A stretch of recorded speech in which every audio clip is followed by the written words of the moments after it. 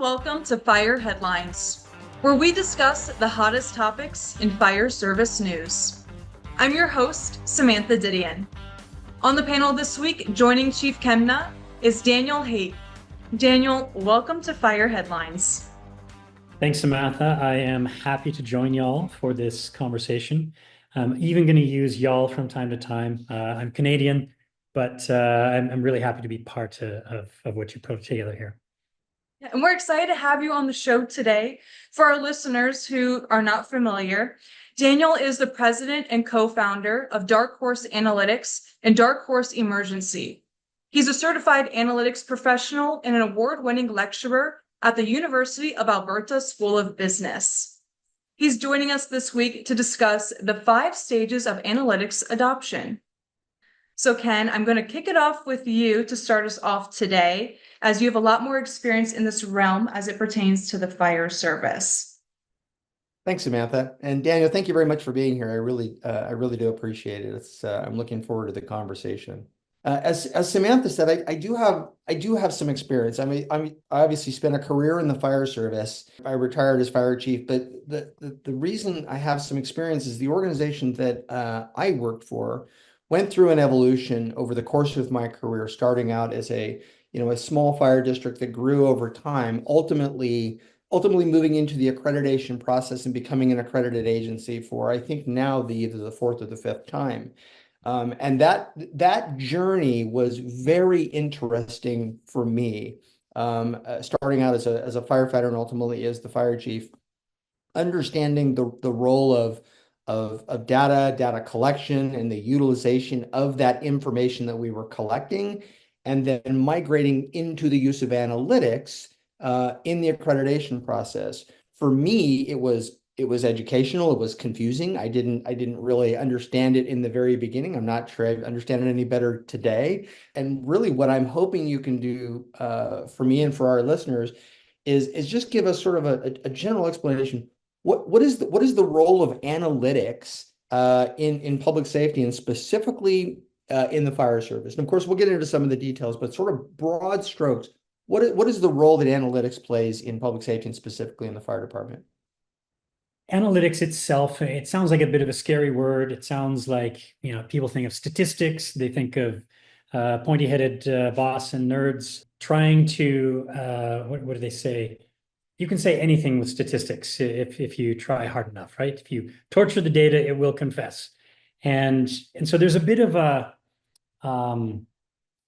fear of numbers and fear of the data and fear that the data will be used to misdirect my decision-making or to contradict what I know in my gut as a fire leader. One of the things we did probably about 7 or 8 years ago is we interviewed a number of fire chiefs. We started out in Canada, and we talked to, I think, most of the large metros and a number of kind of the small to mid-sized fire chiefs. And we asked them some questions around analytics adoption and what does analytics mean to them and how important it is in their business. And a couple of things came out, but one that really stuck with me is one of the chiefs said something along the lines of, in the past, I could just rely on the fact that, trust me, I'm a fire chief, kind of like a doctor, right? And that seemed to fly for quite some time. And then there came a point, maybe 5 years ago, maybe a little longer, depending on your community, where there started to be pushback. And the community leaders, your stakeholders, it's like, okay, you're telling me I need a new fire hall. I've got some other citizens saying that I need a new, rec center. What's the benefit of having this fire hall? Trust me, I'm a fire chief. It didn't fly anymore. And it got to the point, as he put it, the fire chief of the future will need to be a statistician to be able to explain these things to the stakeholders in a way that provides the evidence to support it. And that sounds scary. It's like, no way, I am not a statistician. I'm not going to become an analytics guru in any stretch. And that, I think that fear and that mystique around the term is probably doing a disservice. I think we all build models in our brain of how the world works, and those models are informed by data. In many cases, that data is the experiences we've had in life. Every time, it's a really hot day and windy, it seems like we have a lot of, grass fires, right? You have data in your history that you're like, it looks like it's going to be a grass fire kind of day, right? An analyst can look in the data and say, hey, look, when it's hot and windy, by this and that amount, and, for this many days and this dry, the odds of a grass fire are, 40%. And they're in alignment. One person's used a spreadsheet, the other person's just used their brain. And so we are all analysts. It's just some of us do it in spreadsheets and some of us do it in our brain.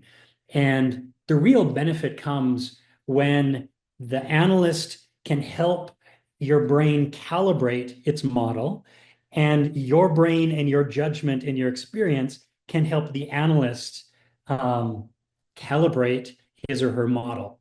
And so it's not I'm an intuitive kind of decision maker, or I'm an analytical decision maker, and you've got to pick one or the other. I think the best results are always when the two inform each other, and that you improve your internal brain model of how the world works, and the analyst improves his or her model based on all that judgment that you bring to bear.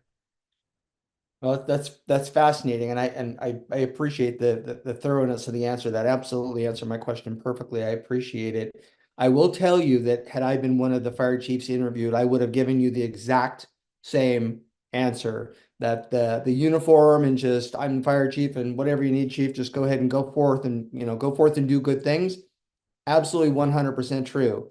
I lived through the evolution of sitting in front of a board of supervisors or a board of fire commissioners and having to defend legitimate numbers, and really having to make a true cogent argument rather than just relying upon good faith and goodwill. So I appreciate that. Is absolutely true. No, it is, I think it's going to be more and more common that you need to be able to speak that language of evidence. That's not to say that there aren't opportunities to tweak the numbers or tweak the analysis or selectively disclose certain parts of it if you have an agenda. So there is the evidence-based decision making, and it's the evil twin of that is decision-based evidence making, and where you have an idea in mind and find me the data. I think there's that famous TV show, The Wire. The manager would come in and say to the analysts, the police chief says there's more crime in the north. I need you guys to find more crime in the north for me. And so the analysts get in front of their computer and they find more crime in the north, right? So we never want to be in that situation, but it is tempting because your intuition says, I know this is right. I need to get the numbers to back it up. And you have to resist that urge. You have to, for your integrity's sake, you have to try to do the opposite. I think this is what's true. What numbers would there be that would disprove it? And what would have to be true in the numbers to disprove what I'm feeling in my gut? If you have that kind of an attitude, that's the right positioning of your intuition and your team. So, Daniel, can you kind of talk to us a little bit more about these stages? I think specifically the stages were deny, blame, game, accept, and optimize. How much time is kind of spent in some of these different stages? What is your experience with those stages as it pertains to the fire service? So I smile because it was actually a fire chief who came up with this, and unfortunately I've forgotten his name. But he talked about the fact that we were talking specifically about turnout times. And the first stage of trying to improve your turnout times is the union is going to come back to you and say, no, it isn't. We did not take that long. There's no way. In fact, they will even go on the phone and say, okay, call me the moment that the dispatcher, pushes the button that says, because we think there's a problem. It's taking like 30 seconds for the tones to ring, after they push that button. And so they would sit there on the phone and they're denying that the data is actually true or reflective of reality. And then they get past that stage, and then it's like, well, it's not our fault. The hall is set up in the wrong way, or we can't hear the tones as well when we're cooking, or or calls always happen right around shift change and it's too confusing, you know, so there's always reasons why.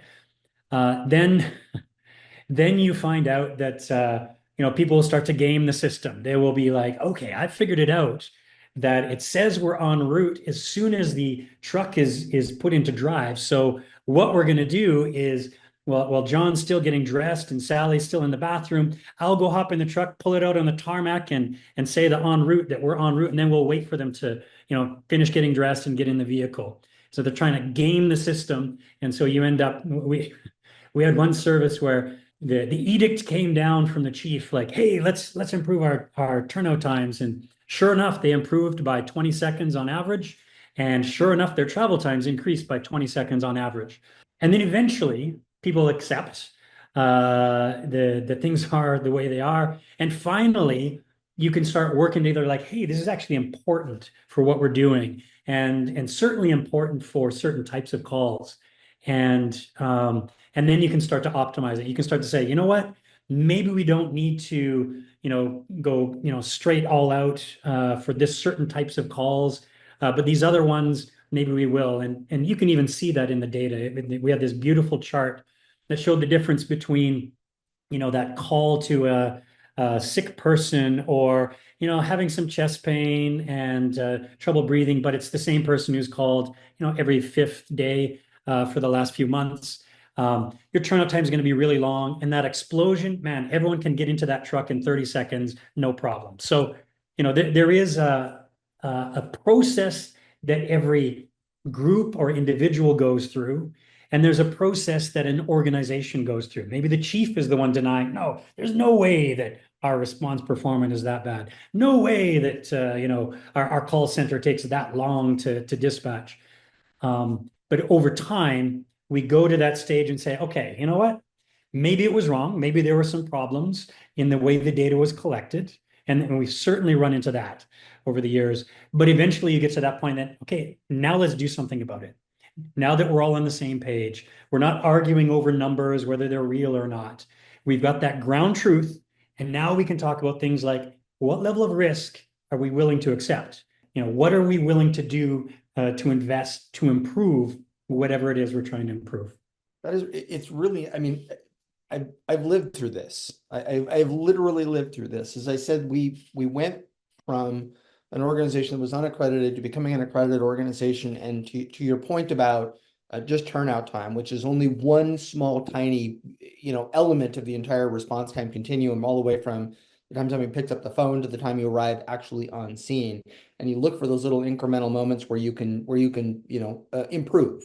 And it is interesting. You are right. Human behavior plays a big part in how people, you know, ingest the information and what they do with it. You know, the numbers do potentially change, but did the outcome change?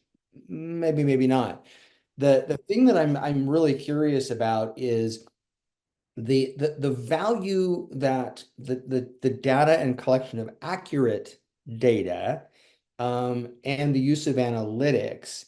How do you get the lay person in the organization, whether you're rank and file in a public safety agency or you're rank and file in a for-profit company, how do you get them to recognize that accurate data drives decisions that affect your life, your employment, the equipment, and all? How do you get them to understand that, you know, just checking the box and making it go away is not the best approach? You really want to, the data matters. How do you get that across?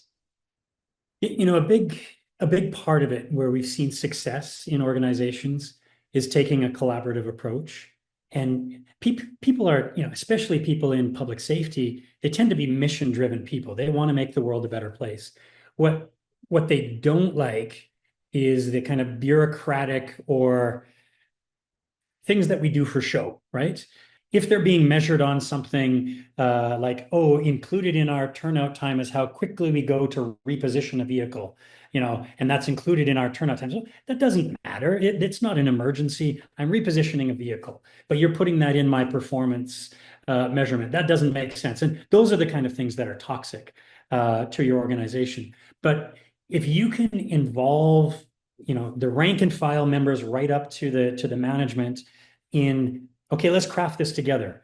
Okay, we know we have poor turnout times. We also know that this station layout here is really poorly done, and it takes you a good 30 seconds just to get to the truck from the hall. This other station, it's right there.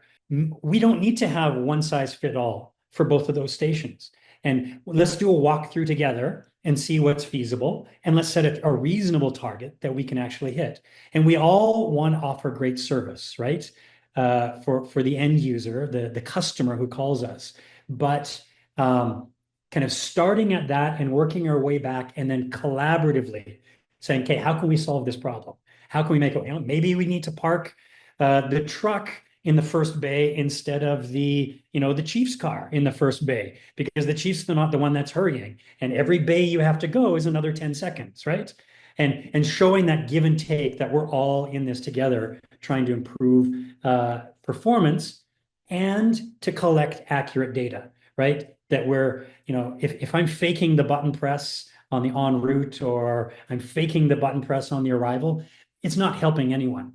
Like, that patient at the end of the day wants you to get there quickly, and they don't care about your hurt feelings, or that you were able to game the system to get there. So we've all heard the garbage in, garbage out, and you really do not want your administration making bad decisions because the garbage was allowed to go through.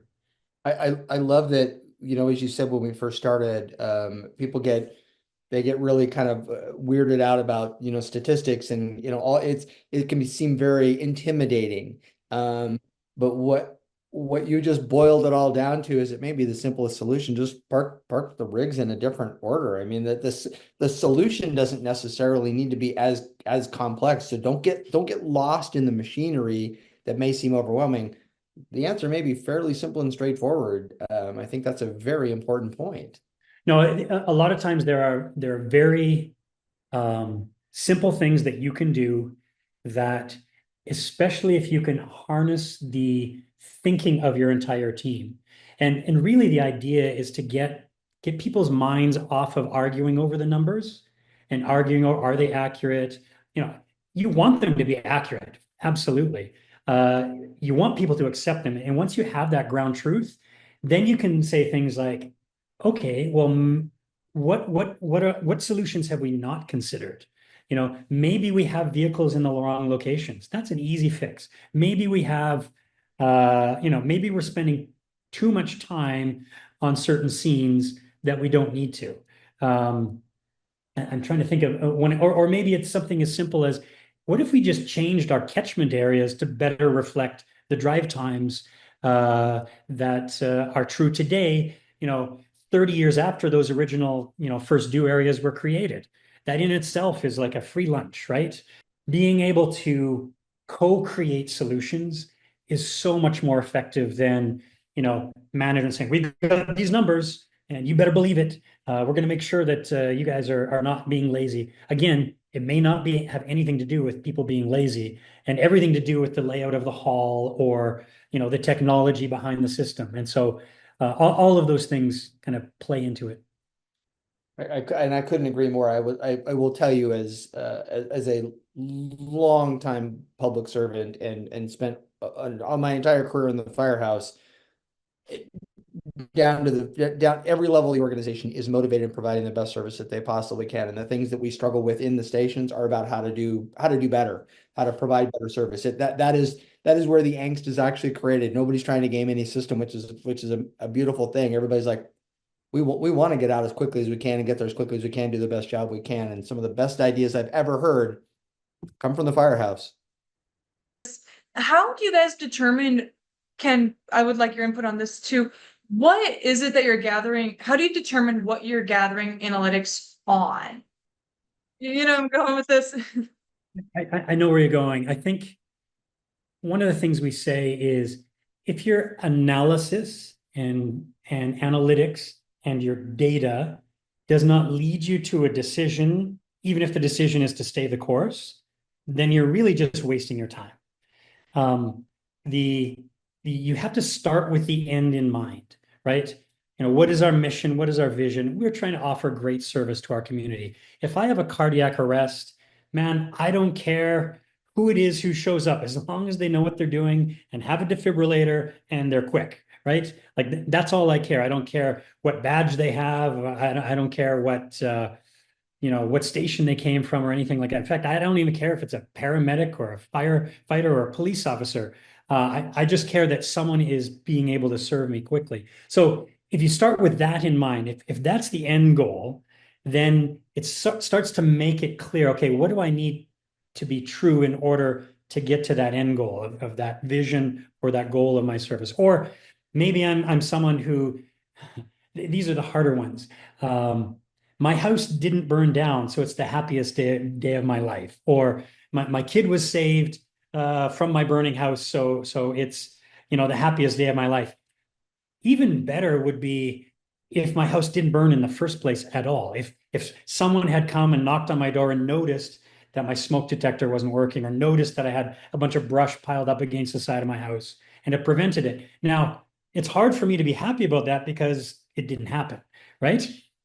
But you can imagine, this is one of the real challenges, I think, for the fire service, is if we look at what we're doing day to day, we're responding to calls. But if we look at what the general public cares about most, it's that I have a good life and I don't lose any of my children in a fire, and I don't lose my house and all my photos in a fire.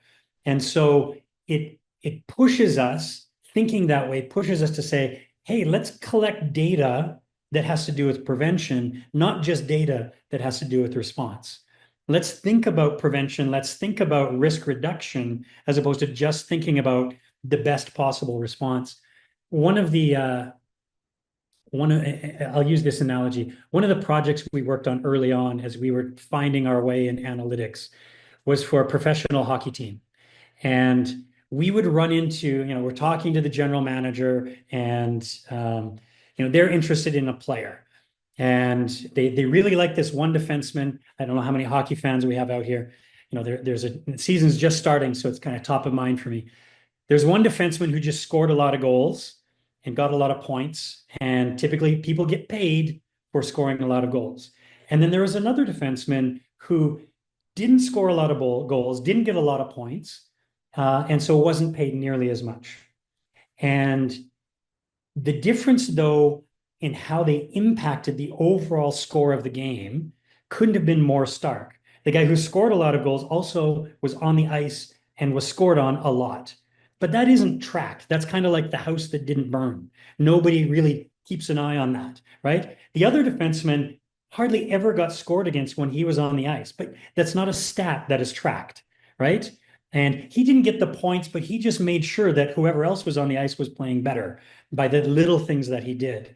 And so all of our budget goes to the one who does that very noticeable thing. Similarly in fire, right? When I'm carrying that baby out, that's going to make the front page of the newspaper. And good on you. You've done a great thing.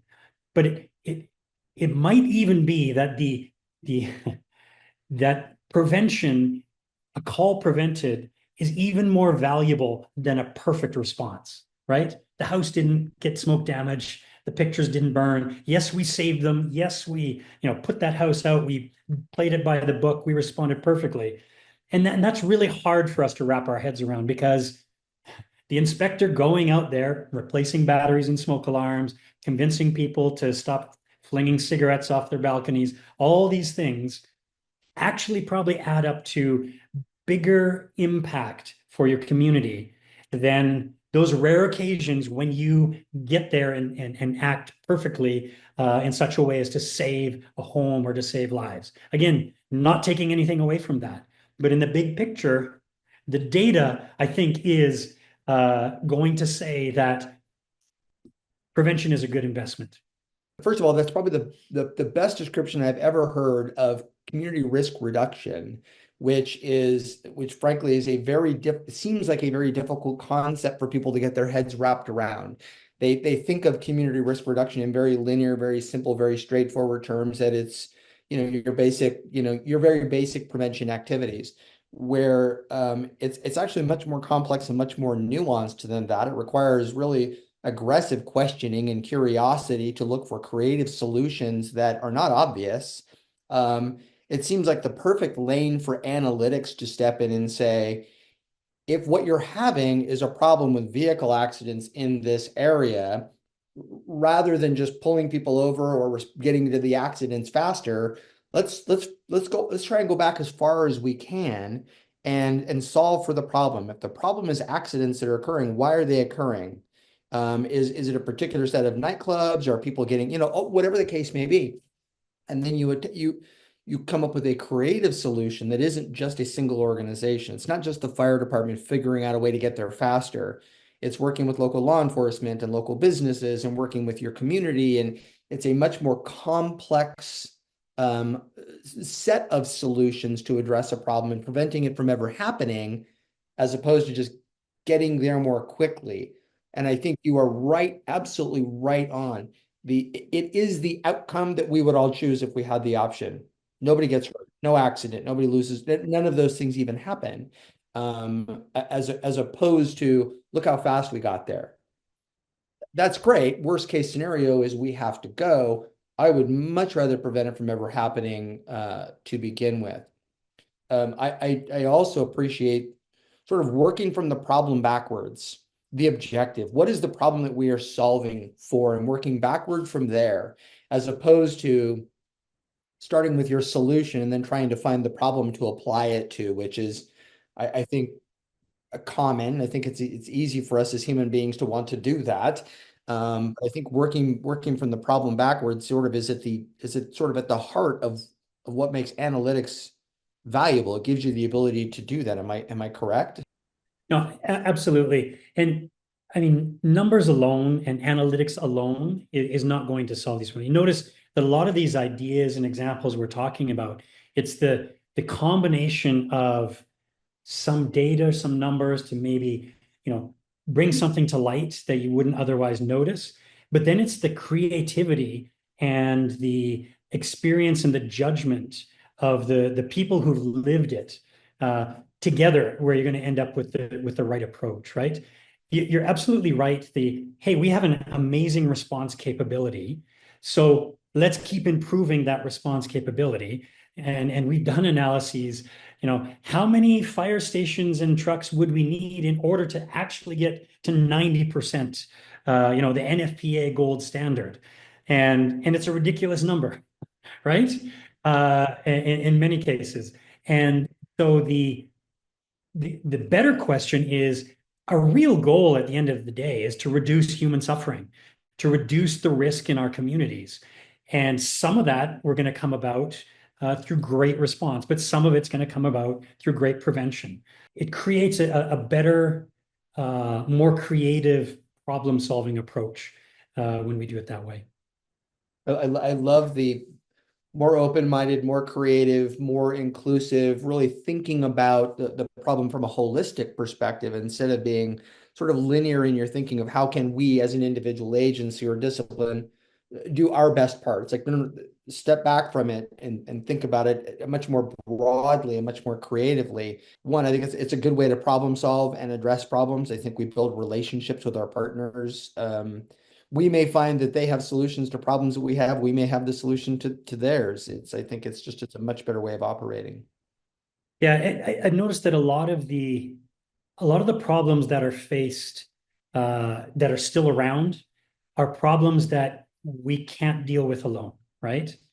You're going to have to build partnerships with other service organizations, other agencies, whether that's the neighboring fire department, with mutual aid and automatic aid, or it's the police service, or it's the public health, or it's religious organizations, or whoever, to actually address some of these problems. We don't want to be the people that are really good at pulling drowning people out of the river. We want to be the ones who step back and say, hey, let's send someone upstream here to warn people that the bridge is out. That's how we want to be thinking. Absolutely. But we're approaching the end of our time here. So I want to ask, is there anything else you'd like to share with our listeners before we wrap up today? I'll say I'm quite excited about the work we've been engaging in recently. We're working with a number of researchers here at a local university. We're trying to, instead of looking backwards at what happened, really push the boundaries of the predictive side of risk and incidents and response, so that instead of building the team to win last year's finals, we're actually building the team that's going to win the upcoming battle. And so our Dark Horse Risk product just launched a couple months ago. Already we're hearing from people that, wow, what used to take us 6 months of data gathering, I can do in an afternoon. But where we want to go is we want to allow departments to take their unique creative ideas and share them with other departments and say, hey, we're running into an issue with overdoses in this type of community. Let's see what others have done, and to have that quick ability to raise the level of risk reduction across the industry. And that's our goal, is to really make a dent. I see someday that we're going to have dashboards in our departments that, instead of just tracking response time, track things like lives saved or calls prevented or calls averted, so that the prevention and risk reduction side of that equation gets equal play. We still have to have great response, but we also have great risk reduction kind of built in, funded, and celebrated within our organizations. Absolutely. Well, thank you so much, Daniel, for joining us today. And thank you for the energy that you brought to today's episode. For any of our listeners who are looking for more information on Dark Horse, where can they go to find that? You can visit our website, darkhorseemergency.com. You can email us, call us. We're happy to talk. We love to learn. And you can look for us at conferences. We're kicking around at many of them, and we'd love to show you what we can do. Awesome. Well, thank you so much for joining us today. And thank you to our listeners for tuning in. A link to the website for Dark Horse can be found in the show notes of today's episode. If you haven't already, be sure to subscribe and follow us on social media. And we'll see you back here next week for more Fire Headlines.